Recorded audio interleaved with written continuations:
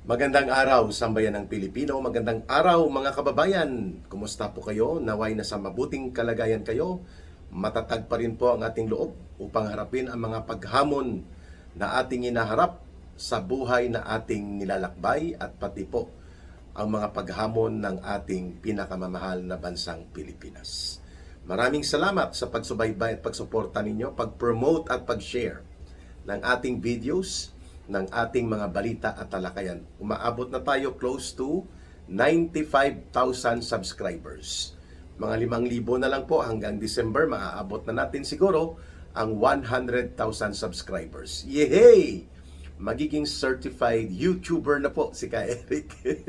Dahil yan sa inyong pagsusumikap at pagtitiwala. At nasuportahan po at panindigan ang ating advokasya kasama si Ka Eric. Utang na loob ko po yan sa inyo, mga kababayan, at ng aking pamilya. Saludo at lubos po kaming nagpapasalamat. Salamat din sa inyong pagsubaybay at pagsuporta sa programa namin ni Dr. Lorraine Marie Badoy, si Ma'am Lorraine, sa Bigwas ng Agila. May Facebook page po yan that you can follow, and mayroon din po kaming YouTube channel na you can subscribe. Tulungan nyo rin po at maganda pong plataforma doon at umaatikabong din po ang aming mga talakayan ni Ma'am Lorraine Marie Badoy. Sa oras na ito ay bibigyan po natin ng pananaw itong sumambulat na kapalpakan. Talagang sumambulat, ano? Itong sumambulat na kapalpakan ni Trillanes bilang Special Agent and Operator na pinupunduhan at kinukumpasan ng Malacanang sa, syempre, nila Marcos, nila Lisa Araneta at nila Martin Romualdez. Yan pong gumagamit sa kanya. Ang tinatawag na the evil triumvirate sa Pilipinas. At ang kapalpakan ng NBI. Sa ilalim po ng kumpas naman ang palpak nilang direktor na si Melvin Matibag. Ito po ay malinaw na aboridong-aborido na si Marcos Jr. sapagkat nabisto, nabuking at nabulabog po. Ang kanilang totoong pakay ay hindi lamang si Senator Bato de la Rosa na kanilang ipapadampot, ipapadukot at ipapatapon ng iligal at ipapapiit, ipapakulong ng hindi makatao kagaya ng ginawa noon nila sa panahon na pinadukot din po at ipinatapon ang kawawa nating minamahal na Rodrigo Roa Duterte. Yan din po sana ang part 2 operations ni Trillanes at nila Matibag. Siyempre, ang nag-uutos niyan at kumukumpas, walang iba, si Bongbong Marcos Jr., ang kanyang asawa na si Lisa Araneta, who is the more powerful na personalidad sa likod ni Marcos Jr., kahit na hindi ito elected in any public office, hindi rin ito presidente. At siyempre, suportado pa sila ng kanilang isa pa sa alipore sa sindikato ni Marcos, itong si Martin Tambaloslos. Magkakapareho yan sila because they benefit so much into the system of corruption, plunder, and yung pagiging above the law ng kanilang pagkontrol ng poder at kapangyarihan. Very clear yon. So bakit aborido si Marcos Jr.? Bakit galit na galit siya? Sapagkat hindi po nadurog ang Senado. Hindi tumiklop ang panibagong majority block at hindi po lumuhod ang liderato ng Senado. In fact, nanindigan palalo at naging matatag ang pagkakaisa nitong 13 senators. No? Of course, included po dyan si Senator Bato de la Rosa.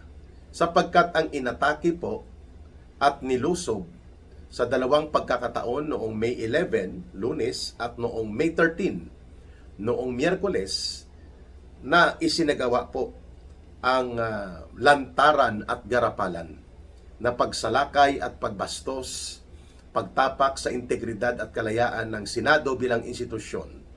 Hindi lamang po si Senator Bato de la Rosa ang kanilang ginawan ng kabastusan at kawalang-galang at paglapastangan sa kanyang karapatan bilang mamamayang Pilipino at lalo pa bilang isa sa duly elected Senator of the Republic of the Philippines. Kundi ang buong Senado na po halos ang tinapakan dito sa inilunsad na Operations Lusob Senado. Na syempre hindi man nila inaamin, pero ang pasimuno sila Marcos at ang kanyang gang ang kanyang grupo ng sindikato sa gobyerno at ang kanilang mga attack bulldogs o ang kanilang Rottweiler, daming mga daming katawagan, attack bulldog, Rottweiler, ano pa, ang kanilang Doberman na pinakawalan, Doberman, ay itong sila Sunny Trillanes, ang grupo niya, at itong sila Matibag. May supporting cast pa sila. Bayad din po ito at pinupunduhan. Itong grupo ng mga hilaw na komunista, si Boy Ngiwi.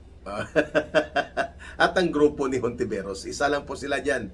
Hindi yan CPP, NPA, NDF, pero kaalyado sila ngayon ng CPP, NPA, NDF. Nag-aastang komunista, pero wala silang armed terrorism pa sa ngayon. Pero bulabog din at sabotaheros sa gobyerno. Itong Akbayan Group. Ayun. Kasama pa ang Yellow and Pink Zombie.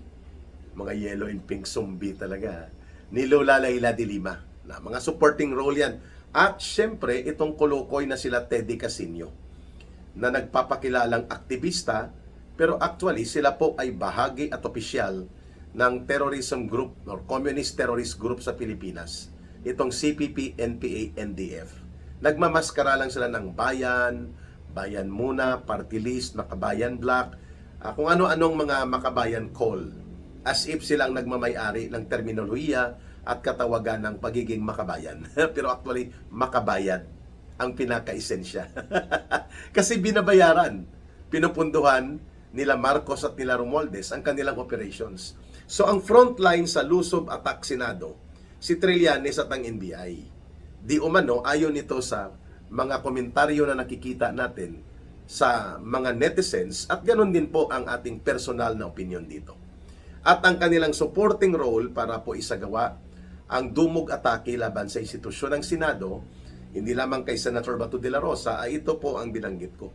Yung mga evil forces, yung akbayan nila Boy Ngiwi at ni Virus at nila Pangilinan. No? Isang grupo lang sila, si Pangilinan, Yellow Pink Zombie yan eh. At sila Bam Aquino. Medyo hindi lang maangas ngayon si Bam Aquino. Oh, pero si Virus at si Pangilinan, grabe ang angas. Kasi nga may ambisyon na umangat pa sa politika sakaling mapabagsak na rin nila later on sila Marcos at sila Romualdez. For the meantime, Duterte mo nang dudurugin nila. Yun po ang game plan. Kasi mas mabigat at mas matigas na kalaban ang mga Duterte. At mahal po sila ng mayoriya ng mamamayang Pilipino.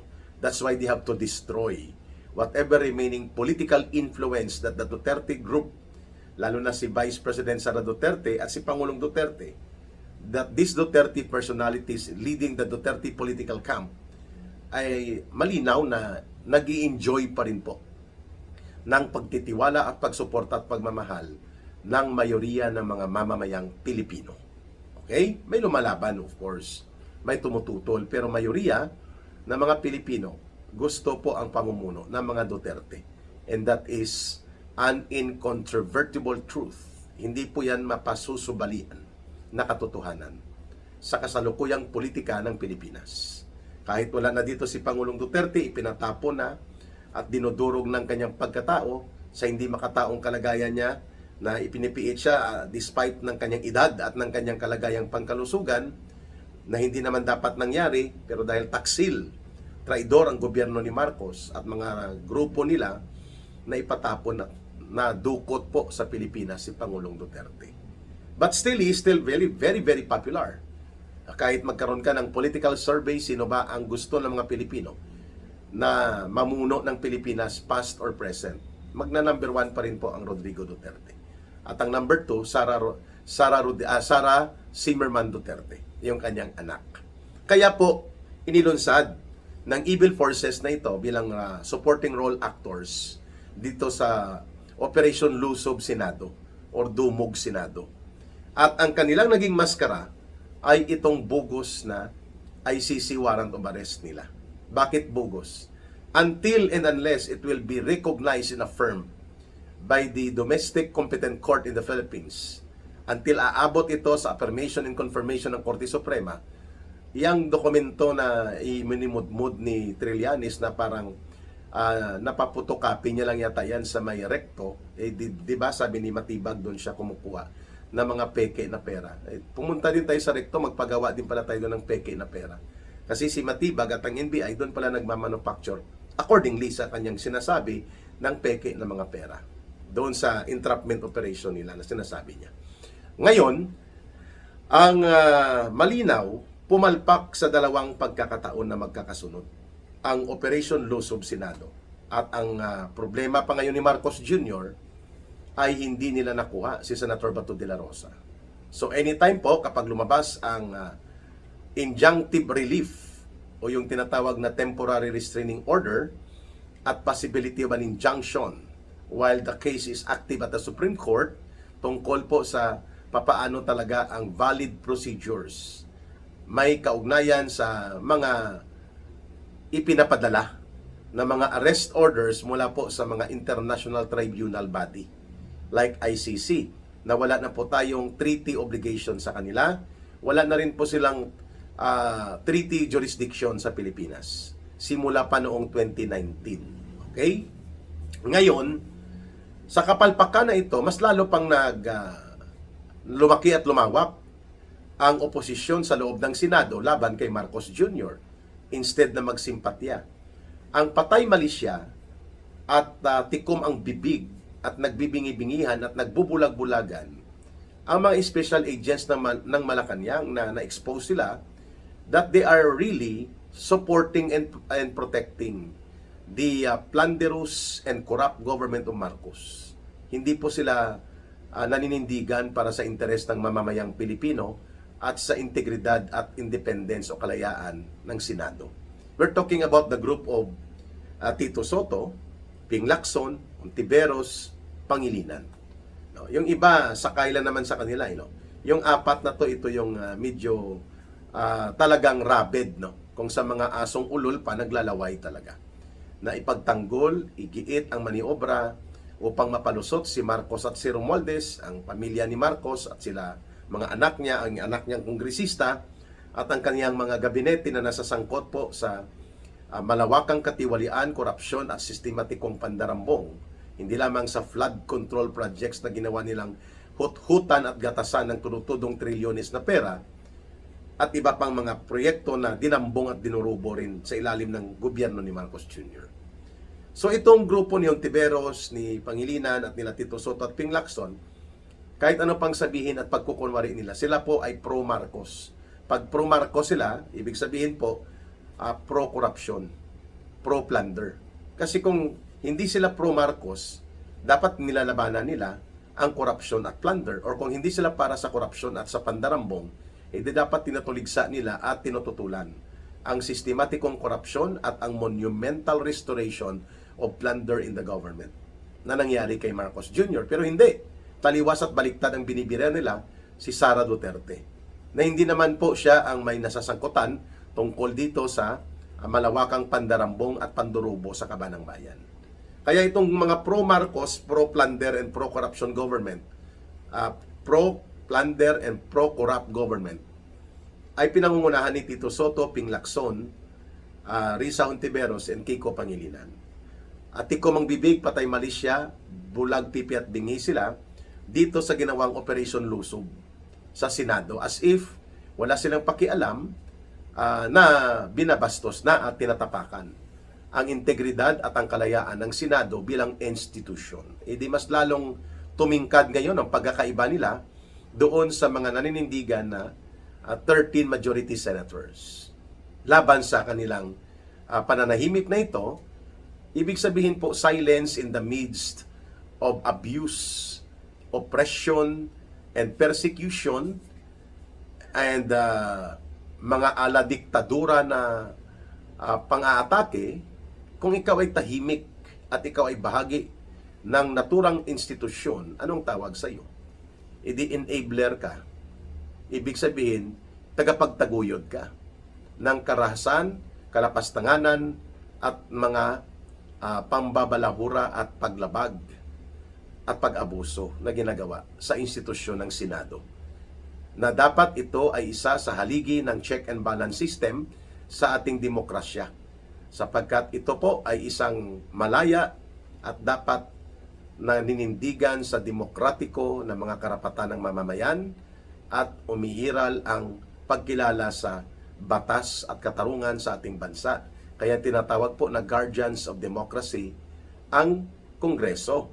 Pero ngayon, dahil nga ang House of Representatives ay pinamumugaran ng mga buaya at magnanakaw na mga kurakot at bulok na politikong kaalyado at kaharabas nila Marcos at Romualdez, ang Senado na lang po ang natitira sa legislative branch of government na kinikilala po bilang one of the remaining bastion of democratic protection and guardian, kagaya ng Korte Suprema din po. So ngayon, ang pangalawang palpak doon sa operation nila Trillanes at ng NBI ay ang kanilang failed attempt na magtago dito sa kumpas ni GSIS President and General Manager Wick Veloso na nagkunwari na may request for security detail and deployment ang NBI dapat sa GSIS. Pero grabe naman ang timing. Nung panahon pa na talagang lulusubin na ng NBI at ng grupo nila Trillanes ang Senado para sa pilitang damputin o ipadukot, whatever you call it, kasi hindi pa validated ang warrant nila at hindi dumadaan sa proseso ng konstitusyon ng Pilipinas at hindi po ginagalang ang otoridad ng hudikatura o ng korte. Bagamat may pending case pa tungkol dito sa Supreme Court, live and active case pa, lumusob ang NBI at ang kanilang access point ay yung building ng GSIS na mayroon pong dugtungan papunta sa Senado, sa building ng Senado. Kasi po ang Senate, I think, ay may kontrata ng pag-aarkila. Co-located sila dyan sa loob ng compound ng GSIS sa may Macapagal Boulevard. Ayun. Kaya, biglang to the salba, no? Isinalba, kunwari, ni Wick Veloso ng GSIS, isa pang kulukoy ito na dapat imbestigahan ito sa mga aligasyon at pagtuturo sa kanya na nasasangkot sila sa mahigit 8 billion pesos na mga questionable investments ng state pension fund ng mga retired government employees at mga pundo na kinocontribute ng mga kawani ng ating pamahalaan dyan sa GSIS. But that's another issue. Isang tabi muna natin. So itong failure na ito, sumambulat palalo. Dahil nga nagkasagutan pa si Melvin Matibag sa kanyang diskarte style palusot, nagkasigawan sila. At sinigawan niya according kay Senator Pia Cayetano at nandun din si Senator Loren Legarda habang nasa live stream sa Facebook niya si Senate President Alan Peter Cayetano. So hindi ito itinanggi ni Matibag. No, ganun po kahambog at laki ang pagiging hydrocephalus ni Matibag. No? Hydrocephalus dahil lumalaki po ang kanyang ulo dahil sa hangin ng kahambugan sa arogansya sa power o poder niya na pinahiram lang sa kanya. May katapusan din po yan. No? So, ngayon, hindi na nila may tatanggi na may mga naka-uniformadong, mga naka-NBI vest at jacket at nagpupumilit na gumawa ng papuwersa na pagpasok sa facility ng Senado. And that is not only a violation doon sa naging kasunduan at usapan nila Matibag at nila Senate President Alan Peter Cayetano na rerespetuhin muna ang karapatan ni Senator Bato de la Rosa to exhaust all legal available remedies sa hudikatura at sa ating legal system. Pending and ongoing pa po ang legal remedies na ito at hindi nga po ma-established at even the PNP right now is telling us, ang mamamayang Pilipino, that there is no yet valid warrant of arrest against Senator Bato de la Rosa. Local court man yan o galing sa ICC, that warrant of arrest should be valid upon confirmation of competent judicial authority sa Pilipinas. Either sa Regional Trial Court na nakakasakop po sa jurisdiction ng Senado sa kanilang location, which is Pasay, Pasay RTC, or sa Supreme Court mismo or Court of Appeals. Wala pong ganong confirmation on the existing warrant of arrest ni Senator Bato de la Rosa. And that, the PNP has already made an official statement about that. Kaya naman, palpak ulit itong gimmick ng GSIS, ang kanilang President and General Manager, ni Matibag at nila Trillanes, to justify kung bakit sila nagbabarena doon. Sabi nga ni retired Major General Orlando De Leon, no? Mataas na commander ito ng Marines sa AFP nung kapanahunan niya. Kaya pala may mga NBI agents doon sa loob ng building ng GSIS na nagbabarena dahil pilit nilang ina-apply ang kanilang housing loan sa GSIS. Okay din ito ang mga sense of comedy. Yung sense of humor ni retired Major General Orlando De Leon. No? Kaya pala sa gabi na yon, mga alas 8 ng gabi, ay nagbabarina ang mga NBI agents, di umano. Pati ang mga special team ni Trillanes dahil mag-a-apply sila ng loan sa sa GSIS. Emergency loan. Parang nabahaan din sila, no? Biktima din sila ng palpak na flood control, no? May flood pero walang control. Dahil ang baha ng pera pumunta sa bulsa di umano nila Marcos at nila Romualdez at ng sindikato nila according sa mga itinuturo ng mga testigo at mga ebidensya. So, aboridong-aborido si Marcos, napilitan siya na iparescue ang political spectacle turned into circus. Yung kapalpakan na ito naging circus, no, ng kababalaghan na later on ay nadiskubre palpak na operation pala ni Trillanes at ni Matibag, na hindi lamang tibagin si Bato de la Rosa at ipatapon sa ICC detention facility kagaya ng ginawang style na pagdukot laban kay Pangulong Duterte, kundi paluluhurin at tatakutin talaga ang mga senador na nag-realign ng kanilang majority forces sa panibagong critical majority at sa kanilang panibagong liderato. Failure! Kaya si Marcos nagbait-baitan ulit, ano? Sabi niya, mga kababayan, hindi ko po iniutos ang ganap naturang operasyon, wala ako doon. At sinabihan ko na po ang NBI, sila Director Matibag, na mag-pull out na kayo. Kumakalat kayo ng mga viral video na ito. The problem of Marcos is credibility crisis. Mayoriya ng mga mamamayang Pilipino hindi na po naniniwala at wala nang tiwala sa kanya. All the indicators of social political survey simula pa nung last year, pabagsak at paharurot, nosedive, lagapak, negative, below zero po ang trust and approval rating ni Marcos, kaya pinagtatawanan siya ng sambayan ng Pilipino sa kanyang mga palusot. Pero at the back of that, aboridong-aborido siya kasi pati mismo ang kanyang kapatid, ang sariling kapatid niya na si Senator Amy Marcos, ang nagbulgar that it was from Malacanang ang nag-order ng lusob na ito at mga pamamaril, pagpapaputok at mga kalapastangan na ginawa po sa institusyon ng Senado. Kaya naman wala na siyang palag doon because Amy Marcos has really established her own source of network of information mula mismo sa palasyo ng Malacanang.